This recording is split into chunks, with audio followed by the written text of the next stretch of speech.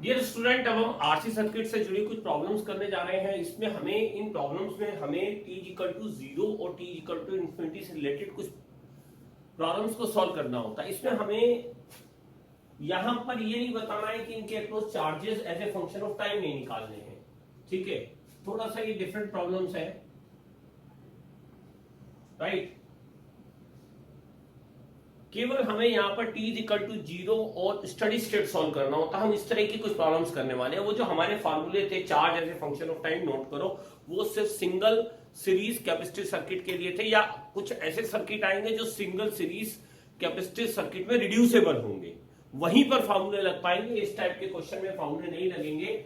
इसमें यह कहा गया है कि t इक्वल टू 0 पर स्विच को क्लोज किया गया, switch is closed, then we have to find the current through the capacitor just after switch is closed, find the steady state charges across capacitor। इस तरह की कई प्रॉब्लम आपको मिलेंगी। तो जरा हम देखते हैं कि इनको सॉल्व कैसे करना। बहुत छोटे और बेसिक तरीके से ये सारी प्रॉब्लम सॉल्व होती है, बहुत मुश्किल नहीं है, बहुत आसान प्रॉब्लम है। केवल हमें याद रखना है तो कैपेसिटर का बिहेवियर देखो, just after switch is close, तो t इक्वल टू 0 पर हमें सबसे पहला पॉइंट याद होना चाहिए कि एक कैपेसिटर सर्किट में कैसे बिहेव करता है, एक बैटरी की तरह, BC equal to Q by C। और t इक्वल टू 0 पर दोनों ही कैपेसिटर चार्ज है। हम लोग सीख चुके हैं कि 0 वोल्ट की बैटरी कैसे दिखाई जाती है, ऐसे। ये हमने डिस्कस किया था कि जब 0 चार्ज होगा तो एक 0 वोल्ट की बैटरी से इसको रिप्लेस करेंगे, ठीक है।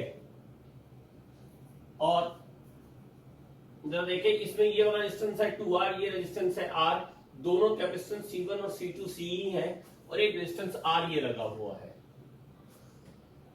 2R R, ये भी 0 वोल्ट की बैटरी में कन्वर्ट होगा।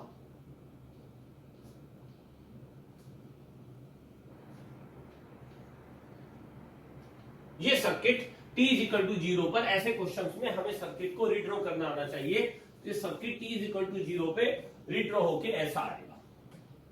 और अब हमें करंट थ्रू कैपेसिटर्स बतानी है। तो अगर हम देखें तो ये सिंपल एक रेजिस्टिव सर्किट में कन्वर्ट हो गया, और ये दोनों तो 0 वोल्ट की बैटरी है, तो हम R इक्विवेलेंट का फॉर्मूला लगा सकते हैं। दोनों रेजिस्टेंस पैरेलल में हो गए, तो R इक्विवेलेंट की वैल्यू हो गई 2R/3। और ये नॉर्मल रेजिस्टिव सर्किट है, कैपेसिटर को उस इंस्टेंट में बैटरी करना है, तो एक रेजिस्टिव सर्किट की तरह से ही इंस्टेंटेनियस बिहेवियर होता है आरसी सर्किट का। ये बहुत इंपॉर्टेंट पॉइंट है, इसको नोट कर लो कॉपी में। तो R इक्विवेलेंट हो गया 2R/3 और 2R/3 plus R, 5R/3 total resistance हो गया। तो इस इंस्टेंट की टोटल करंट कितनी होगी, आई t इक्वल टू 0 की करंट से आई नोट भी कह सकते हो, एप्सिलॉन, ये ईएमएफ हो गया epsilon divided by total resistance 5R/3। तो कितनी current I, 3 epsilon bye 5R। अब ये जो करंट जा रही है, ये करंट यहां पर दो पार्ट में डिवाइड होगी रेजिस्टेंस के अपोजिट रेशियो में। तो यहां पर कितनी करंट जाएगी, 2I0/3, और यहां पर कितनी करंट जाएगी, I0/3। रेजिस्टेंस का रेशियो है 2:1, तो करंट डिवाइड होगी रेशियो में 1:2 में।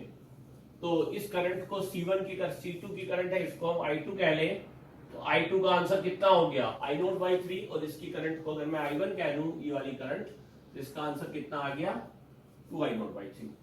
ठीक है, तो इसमें 2I0/3 करंट है, इसमें I0/3 करंट है। यही हमें यहां पर पहले पार्ट में फाइंड करना था, find the current through capacitor just after switch is closed. तो पहला पार्ट हमारा सॉल्व हो गया। हम चलते हैं सेकंड पार्ट।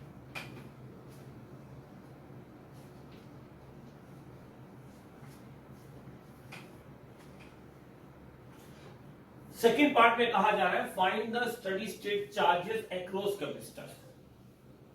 ये स्टडी स्टेट चार्जेस बताओ कैपेसिटर के अक्रॉस।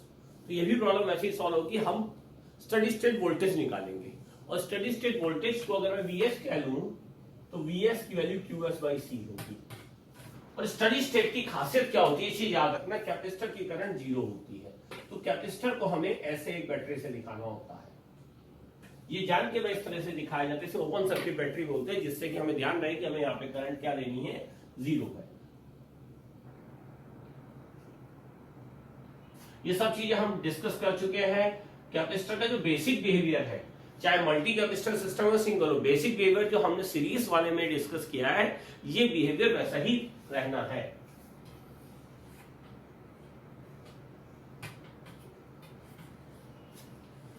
इसे VS2 कह लेते हैं, इसे VS1 कह लेते हैं। दो कैपेसिटर हमारे C1 C2,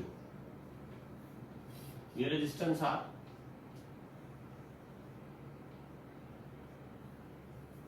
अब कभी भी स्टडी स्टेट चार्ज निकालना हो तो सबसे पहले बैटरी से करंट निकालनी होती है कि जब कैपेसिटर स्टडी स्टेट में है तो क्या बैटरी में कोई करंट आएगी। ये स्टेप नोट करो। कभी भी किस तरह के सर्किट में जब स्टडी स्टेट चार्जेस सॉल्व करोगे तो पहले सर्किट को रीड्रॉ करने के बाद first calculate the any current in the circuit through the battery if exist. ये पॉइंट लिख लो, ये फाइंड करना होता है, बहुत इंपॉर्टेंट की पॉइंट है, प्रॉब्लम सॉल्विंग पॉइंट है। तो क्या यहां पर देखो, यहां पर कोई करंट नहीं आएगी क्योंकि एक भी इन दोनों में से एक भी पाथ कंप्लीट नहीं है। अभी हम और कुछ क्वेश्चन देखेंगे, वहां पे करंट आ रही होगी। यहाँ पर ये दोनों ही पाथ इनकम्प्लीट है, चाहे तुम ऐसे ट्रेवल करो या फिर तुम ऐसे ट्रेवल करो, करंट नहीं आ रही है। तो इसका मतलब बैटरी के थ्रू करंट, इसे IS कह ले, तो बैटरी के थ्रू तो कोई करंट है ही नहीं जब सर्किट स्टडी स्टेट में, और ना ही इन दोनों कैपेसिटर के। तो भी सर्किट तो है ही हमारे पास, तो करंट तो है नहीं, तो क्वेश्चन आसान हो गया। एक मिस्टर एक्स चाहिए क्योंकि हमें VS फाइंड करना है। VS फाइंड हो गया तो चार्ज अपने आप आ जाएगी। तो हमने मिस्टर एक्स को कहा भैया इस तरह से एक ये पाथ मैंने दिया, इस पाथ को मैं पाथ 1 कह लेता हूं। तो जब ये पाथ 1 से जाएगा तो ये क्या कहेगा, देखो VS2, कोई करंट है नहीं इसलिए IR आना ही है, minus epsilon is equal to 0। तो VS2 की वैल्यू कितनी आ गई, एप्सिलॉन, और VS2 की वैल्यू कैपेसिटेंस तो ये C है, तो QS बाई C, QS2 कह लेता हूं, QS2 बाई C, तो C2 वैल्यू C है इज इक्वल टू एप्सिलॉन। तो QS2 का आंसर कितना आया, C एप्सिलॉन। ऐसे ही मैं मिस्टर एक्स को एक वो पाथ चूज करता हूं, मैं कहता हूं भैया तू अब ऐसे हुआ, पाथ बदल दिया, दूसरा पाथ, पार्ट 2 जो मैंने ब्लू उससे दिखा रहा हूं। इसकी इक्वेशन लिख लें। इसकी इक्वेशन ये क्या बनाएगा, ये बनाएगा VS1 minus epsilon is equal to 0।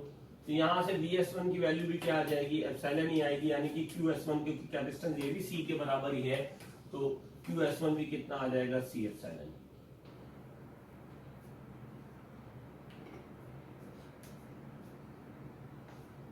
ठीक है, तो इस तरीके से हमारी ये प्रॉब्लम सॉल्व होती है।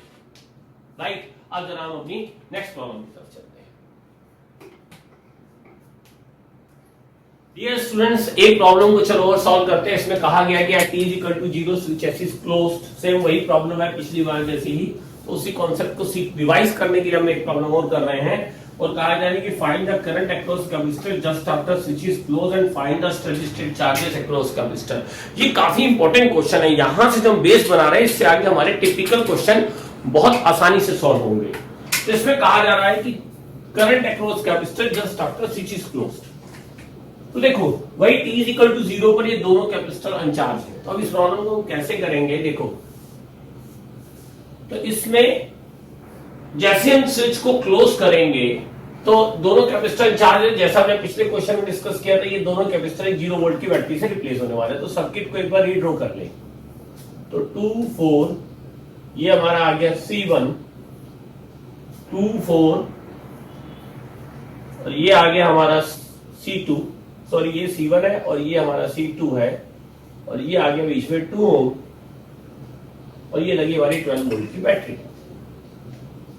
अब देखो t is equal to 0 पर ये सर्किट एक व्हीटस्टोन हो गया, 1:2 1:2 का रेशियो है। It is a simple Wheatstone circuit, right. अब इस प्रॉब्लम को करना कैसे है, कुछ नहीं, बड़ा आसान प्रॉब्लम हो गई, कोई हमें बहुत टाइम नहीं लगेगा क्योंकि तो व्हीटस्टोन हो गया। तो अब इस प्रॉब्लम को सॉल्व करने के लिए क्या करेंगे, तो बीच में से रेजिस्टेंस तो घट ही जाएगा, तो इसका R इक्विवेलेंट कितना आ जाएगा, इसका R इक्विवेलेंट आ जाएगा 4 और 2 6 और 6 और 6 का 3 ओम आ जाएगा।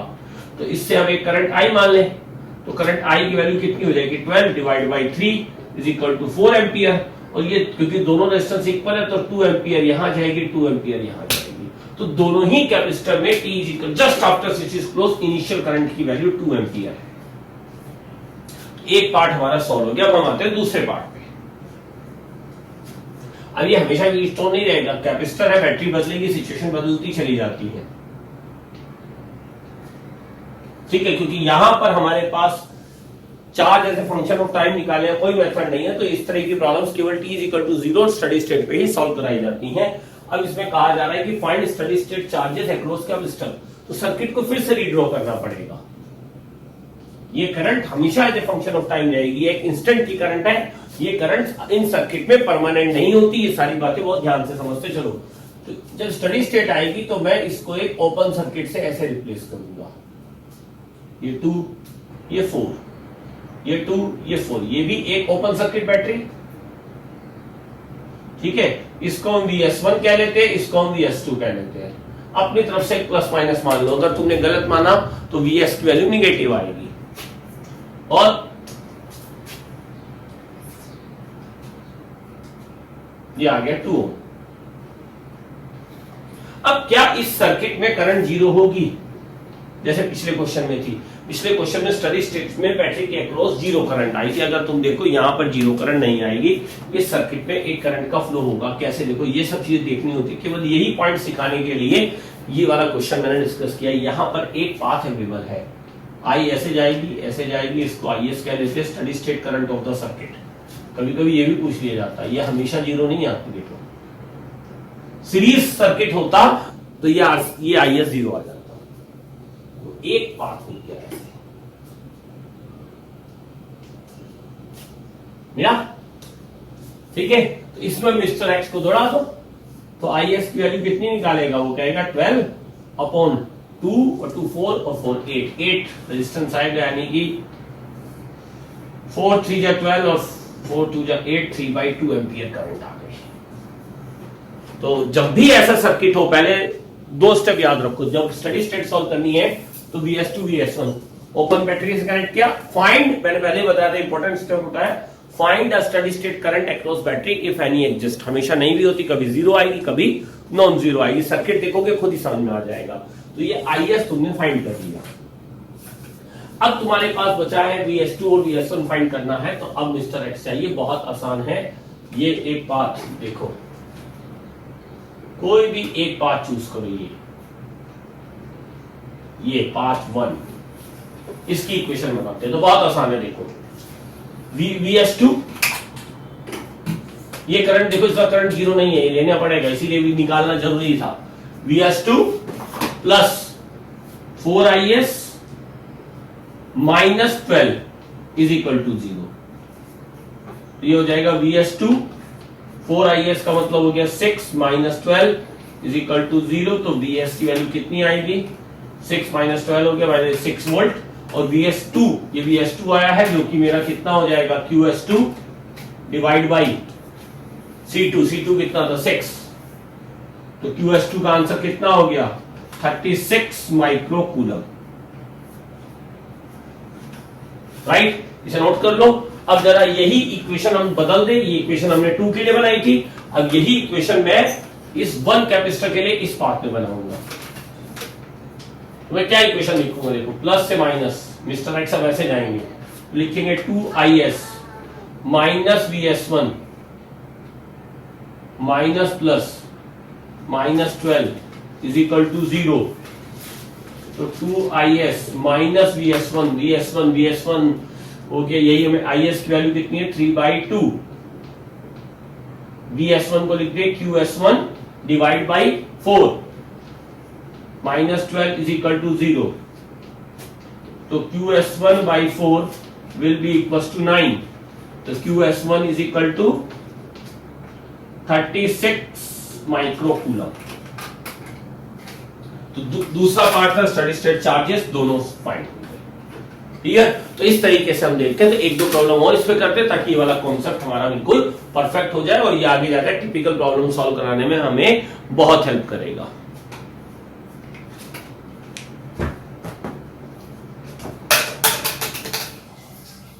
तो स्टूडेंट्स एक प्रॉब्लम को और देख लेते हैं तो ये कॉन्सेप्ट हमें क्लियर हो जाएगा। इसमें कहा गया है T = 0, both switches S1 and S2 are closed.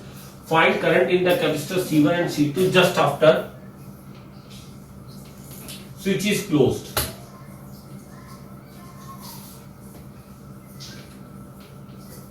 ठीक है, और find steady state charges second part में हमें फाइंड करना है study state charges across capacitor. बहुत सिंपल 2 पार्ट है, लेकिन इसमें क्या है कि एक कैपेसिटर इंचार्ज है और एक कैपेसिटर इनिशियली चार्ज है। तो जब मैं T = 0 का डायग्राम बनाऊंगा तो हमें ये ध्यान रखना है कैपेसिटर हमेशा एक डीसी वोल्ट की बैटरी होता है जिसकी वैल्यू हो गई Q/C। तो ये कैपेसिटर तो अनचार्ज है, तो ये तो एक सिंपल वायर से रिप्लेस होगा, पर 18 / 6 माइक्रोफैराड 3 वोल्ट। तो ये एक 3 वोल्ट की बैटरी बनेगी। तो ये एक मल्टी बैटरी प्रॉब्लम बनने वाली है, एक अच्छी प्रॉब्लम डिस्कस हो जाएगी इसी वाली। ये हो गया 3 वोल्ट की बैटरी।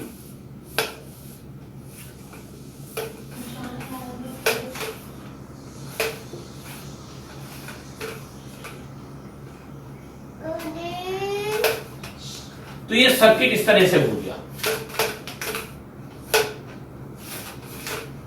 ठीक है।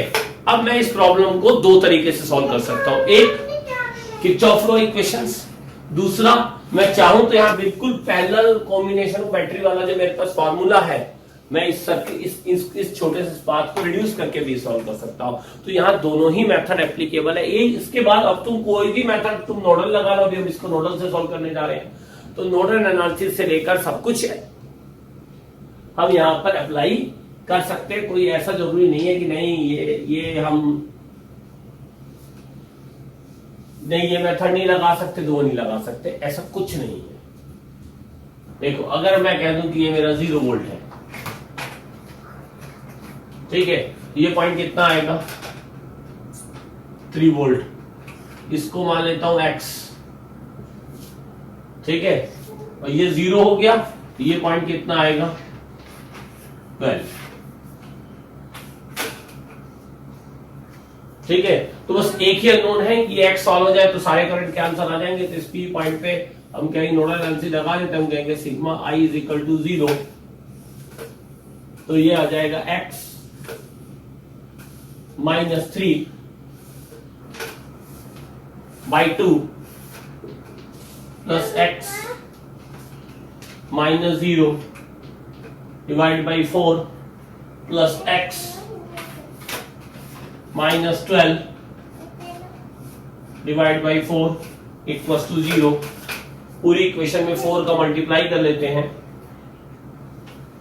तो ये हो जाएगा 2x minus 6 plus x minus 12 is equal to 0, 4x is equal to 18। तो x is equal to 18 by 4, 18 by 4 का मतलब हो गया 9 बाई 2 वोल्ट। तो अब हमें दोनों कैपेसिटर्स में करंट चाहिए थी, तो C1 कैपेसिटर ये रहा, तो इसमें ये वाली करंट रही होगी I1। इस I1 की वैल्यू बहुत आसानी से मैं लिख दूंगा, ये 12 वोल्ट है, और x की वैल्यू कितनी आई थी 9 by 2, 12 minus 9 by 2 divide by 4, तो 12 टू 24, 24 माइनस 9 15, 15 बाई 8 एम्पियर।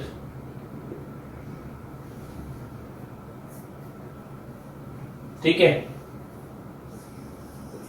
और दूसरे कैपेसिटर मेरा ये है, इनिशियल करंट है, ये जो 3 वोल्ट की बैटरी बना था, ये करंट यहां पर I2 मान लूं, जितनी 2 ओम में करंट है वही तो कैपेसिटर से भी पास होती है। 2 ओम की करंट कितनी आएगी x माइनस 3 डिवाइड बाई 2, इसे मैं I2, ये दूसरी करंट हो गई, x minus 3 divide by 2 ohm, x कितना आया था 9 बाई 2 माइनस 3 डिवाइड बाई 2, तो I2 का आंसर कितना हो गया 9 माइनस 6 3 बाई 4 एम्पियर। ठीक है, तो नोडल एनालिसिस लगा लिया, तो एक बार ये बैटरी से बनाया, रिप्लेस किया, तो ये हमारे एक नॉर्मल रजिस्टिव सर्किट होते हैं। कोई भी टेक्निक लगाओ, नोडल लगाओ, सिमेट्रिक सर्किट लगाओ, कैसा भी खतरनाक एक तुम्हें कोई भी सर्किट एक आरसी सर्किट की फॉर्म में दिया जा सकता है। तो जितनी तुमने करंट, इलेक्ट्रिसिटी और कैपेसिटर में टेक्निक सीखी है, तुम सब यहां पे यूज कर सकते हो।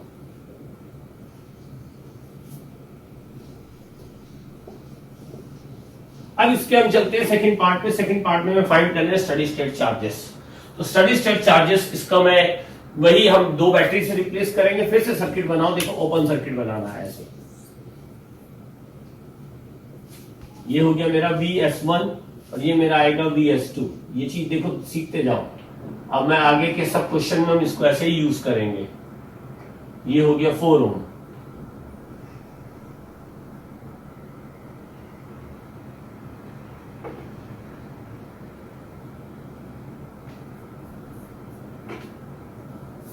ठीक है।